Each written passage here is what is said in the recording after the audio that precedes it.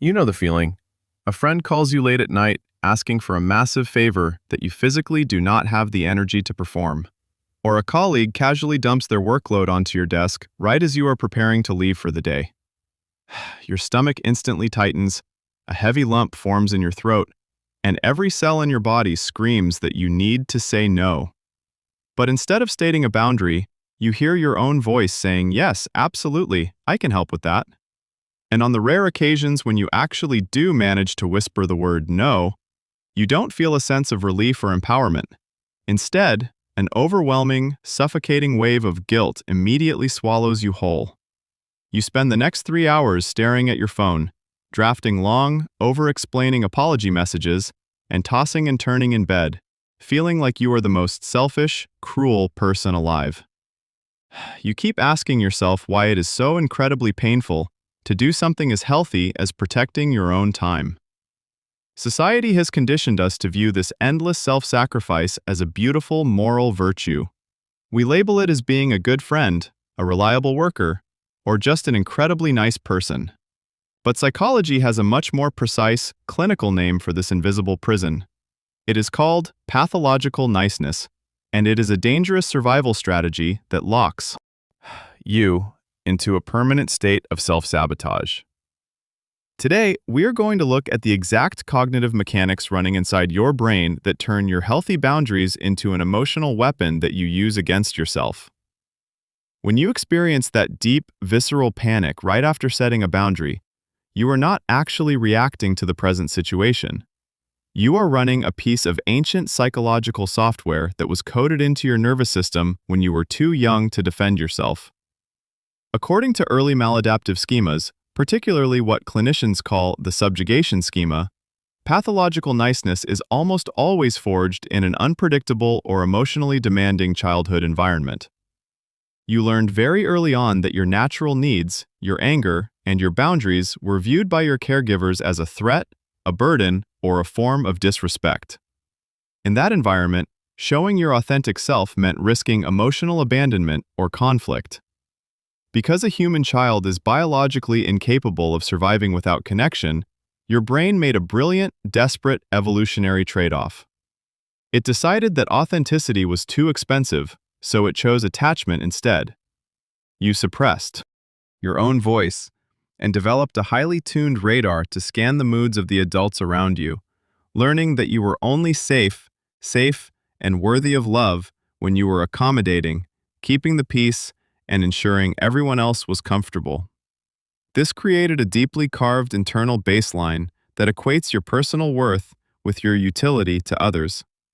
Decades later, your logical mind knows that saying no to an unreasonable request is perfectly reasonable, but your primitive threat detection system, the amygdala, cannot tell the difference between a minor social boundary and actual physical danger. The moment you state a boundary, your brain interprets that tiny moment of friction as a catastrophic rupture in connection. The alarm bells ring, your cortisol spikes, and your nervous system generates a massive wave of guilt to force you to back down, fix the conflict, and return to the familiar safety of self-erasure. The structural trap of pathological niceness becomes even more toxic when we look at how it distorts your relationships through a mechanism called echoism. An echoist is the exact psychological inverse of a narcissist. While a narcissist craves to take up all the emotional space in a room, an echoist is deeply terrified of taking up any space at all. You become terrified of seeming demanding, selfish, or inconvenient to the people you love. But by refusing to hold a boundary, you inadvertently pass the selection process for predators and manipulative personalities. As researchers look at high-conflict dynamics, they find that manipulative individuals scan for these exact signals of overcompromise. When you meet a new partner or friend, they will often push a very small, subtle boundary early on just to see how your system responds. If you instantly explain away their bad behavior, apologize for their mistake, or swallow your own discomfort to keep them happy, you pass their test. You prove to their subconscious that you are high-yield emotional supply. They realize your psychological lock matches their key perfectly. From that point on, they deploy a tactic known as intermittent reinforcement, mixing flashes of intense, perfect charm with moments of cold entitlement. Your brain becomes biologically addicted to chasing those brief windows of approval, leaving you in a permanent state of hypervigilance, walking on eggshells, and completely unable to assert your needs because the stakes feel like life or death. To dismantle this hardware problem, you have to stop trying to solve your guilt with intellectual logic, because you cannot reason your way out of a physiological stress response. The first tool in our operating system is installing an automatic cognitive firewall called the 20-minute buffer protocol. Pathological niceness relies entirely on your immediate reflexive impulse to say yes to escape the discomfort of a pause.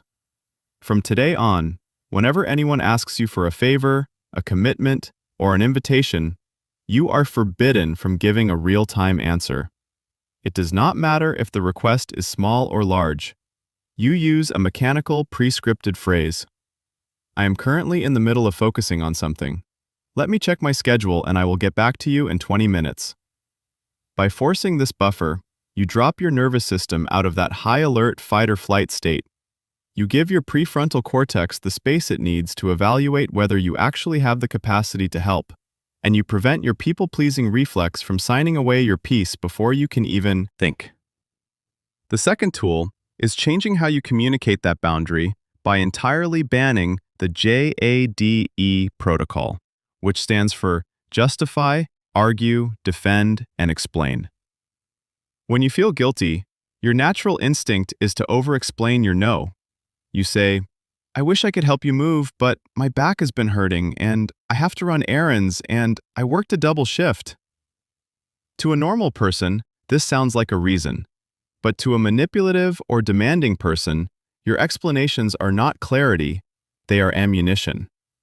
They look at your reasons as a list of obstacles that they can logically dismantle.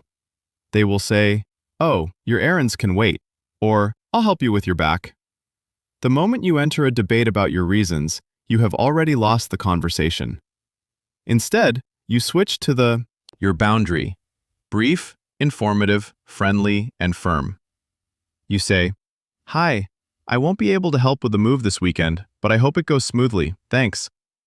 You offer absolutely no hooks for them to grab onto. You do not apologize for having the life, and you do not ask for permission to hold your space. You state the fact, close the door, and let the conversation die.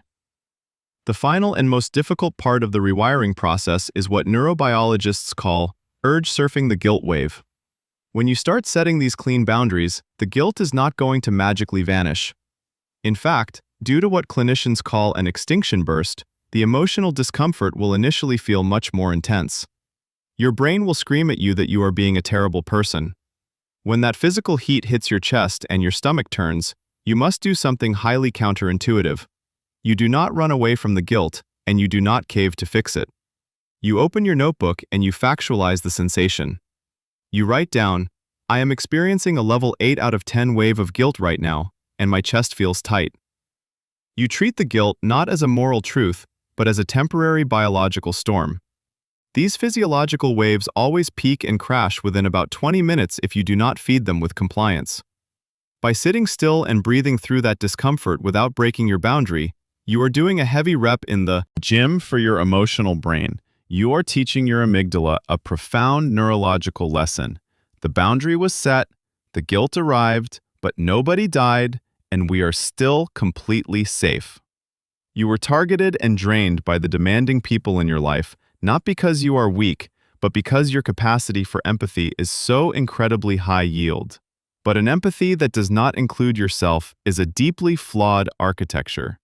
You have spent your entire life functioning like a machine built to accommodate everyone else's comfort while your own system runs on empty. Setting boundaries is not an act of aggression. It is simply clinical maintenance.